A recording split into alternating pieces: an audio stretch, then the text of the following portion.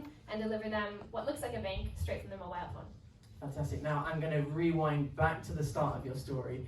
I think you have this fascinating background. Tell us a bit about where you're from in the United States and what it was like in your upbringing. Thank you. So I'm from a tiny island off the coast of Washington State. Has anyone been to Washington State? All right. Off the coast there's 174 islands that no one knows exist, and 4 of those are habited. And the island I'm from is called Orcas, which I was telling Alex is named after the orca whale. And it's a very small village-like place where I grew up, without TV, without internet access except for the library. But you can see no cell phone. You were telling me you can actually see the whales, like the orca whales are coming to the island. It's amazing. We got to see the new baby that was born last year, and it was incredible. And let's just dive into that, because I want to see the relationship, how you you're beginning your early days on this island off the coast of the United States, and that then takes you into this journey of financial inclusion and tech startup as well. What happened next after you were on that island? Yeah, so I grew up on that really small island, and as you might know if you've ever been in a rural area, you go a little crazy very quickly. So when I was about 16, I asked my parents if I could do an exchange program to learn Spanish in Costa Rica. And my parents said, sure, why not? We'll let her go for a month and a half. So I went, and once I got there, I fell in love with Costa Rica. It was my first time really ever leaving the island in a big way. And I decided to stay for the entire year. And I enrolled in school and moved in with a Costa Rican family. And that was the first time my eyes were opened and I realized there was more to the world than my tiny little island. And not only that, but there was more to do. That the kind of utopia I grew up in with our whales and our nature and all of the services people didn't have in Costa Rica. People lacked, again, a lot of basic services like financial services, and that's what first got me thinking, what can I do in this world to improve people's lives in a meaningful way? And how did your parents feel about you going off to Costa Rica at a young age? Were they supportive of your dreams at this time? Yeah, they were. I think my journey has been really different from them. Both my parents have worked in big corporations and they've lived in the US their whole life, so they look at me traveling quite a bit now and they think, this is really different. But my parents always wanted, what mattered to them wasn't really what I did, it was how I did it and the character I did it with. So we actually had a song when we were little that was, love, joy, peace, patience, and kindness, goodness, and self-control. And like, sounds kind of cultish. I didn't grow up in a cult. So I think that was really important, that those values were instilled, and my parents just, at every step of the way in my journey, they just kept encouraging me to focus on my character, and then anything I did would come out of that goodness that they hoped these values instilled in me. And this then led you on to the London School of Economics, and then also a stint into Africa. Just take me through the Africa chapter. I never know how I ended up in Africa, but I was really drawn by a professor of mine when I was an undergrad at university in the US who was working in Togo, tiny little country in West Africa, and he told me that people in northern Togo were leaving the villages at an alarming rate. The villages were just being abandoned because people had no economic opportunities there. So I got to talking with him and I said, hey, can I come and start one of these microcredit organizations that I've been reading about? And he said, sure, come along. So that's what brought me to Africa for the first time. And then Stone, my co-founder, is from there. He knows it is the best place in the world. I was like, I have to work here.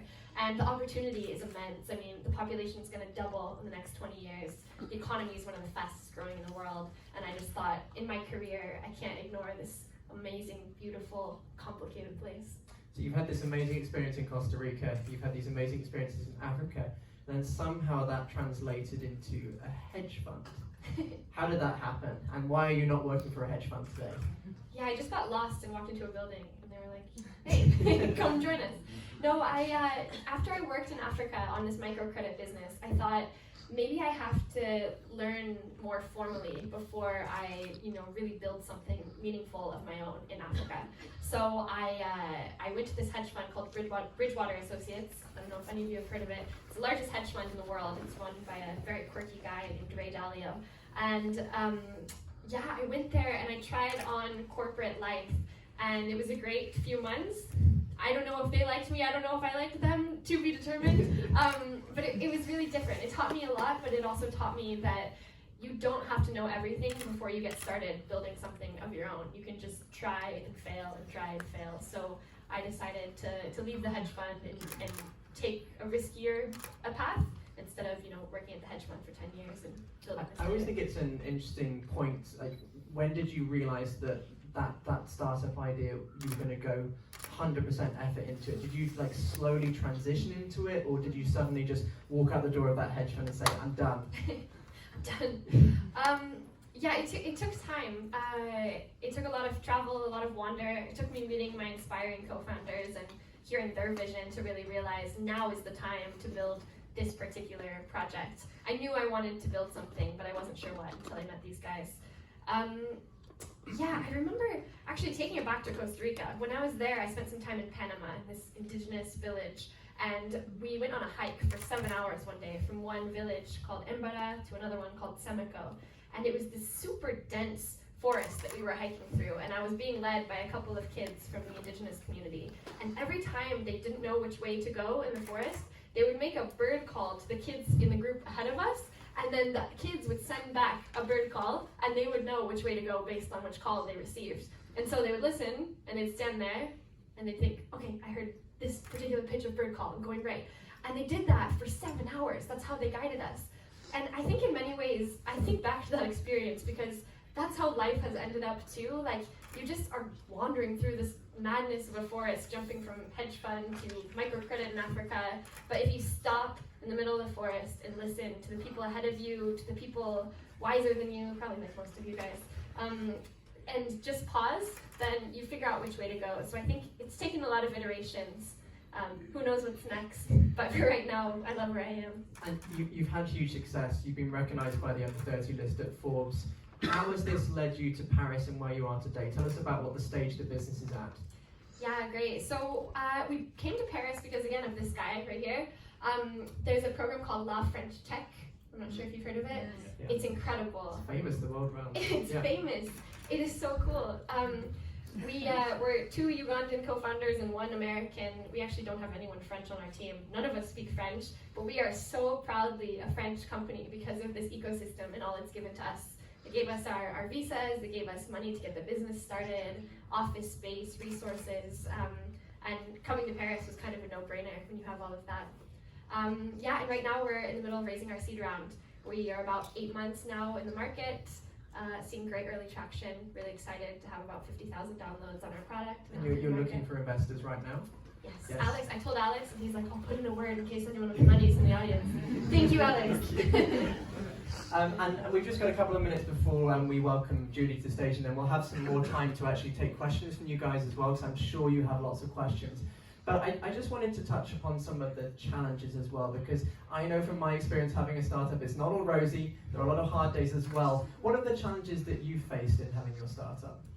Yeah, that's a really good question. Everything, every day. The hardest was the very beginning for us. We didn't have any money. I took a loan from the bank of Dad, and then I was doing contracting gigs for a good amount of money for the World Bank as a contractor.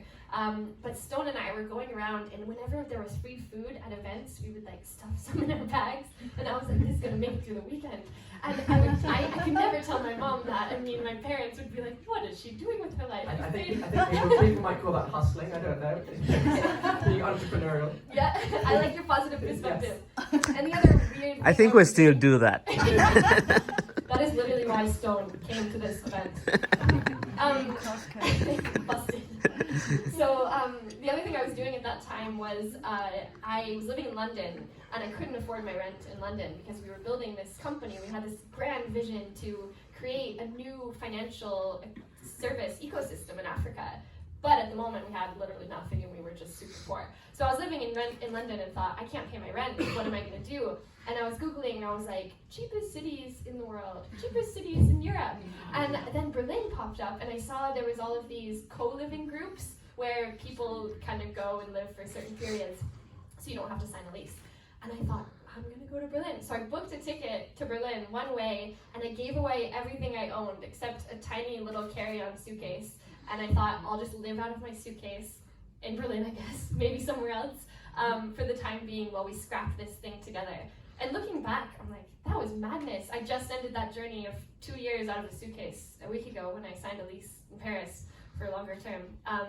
But I think when you're building something you love so much, you know this because you're an entrepreneur, you don't even think twice about it. I was like, I can live off food scraps for the rest of my life. Just quickly, where do you think that courage, where do you think that bravery came from to do that? Because that is incredibly brave to pack everything up into a suitcase. Yeah, that's a really good question. Man, I think it reminded me of one time when I was finishing high school. I was at a school that was really interesting. It was an international school with students from about 200 countries. And the school had a requirement that every student had to go on a wilderness expedition in the high desert of New Mexico before they graduated. It was founded by, or the ideology was from Kurt Hahn, this guy who believes that going outdoors, you learn a lot about yourself. So at this school that I was at, I became a wilderness leader to take people on these expeditions into the wilderness. And the first expedition I led was in the high desert in June, so beautiful time of year, amazing. But at the school, every student is required to go on 2 expeditions before graduating. So in June, at the end of the second school year, all the students who hadn't done their expedition requirement were coming on my trip. So I had all these students who had never been in the wilderness, never seen a wild animal. Most of them were from different parts of sub-Saharan Africa or Southeast Asia, and they came on this trip. Long story short, every single thing went wrong. It snowed in June, we ran out of food, someone fell off the side of a mountain, like every single thing went wrong. But I think it's those kind of moments in life where you realize if you're very calm and you think, I will survive this. We've all had moments like that, whether it's hiking, whether it's in work, whether it's in our families, and those moments teach you that in your low moments, when you're living out of a suitcase and grabbing food at cocktail events like this, make sure we get some, then you can make it to the other side. So I think we always have to look back and remind ourselves, I've done this before, and I will make it through this one just like I did that. Yeah, that's a fantastic story of persistence. Let's give it a round of applause to Emma. Thank you. Thank you.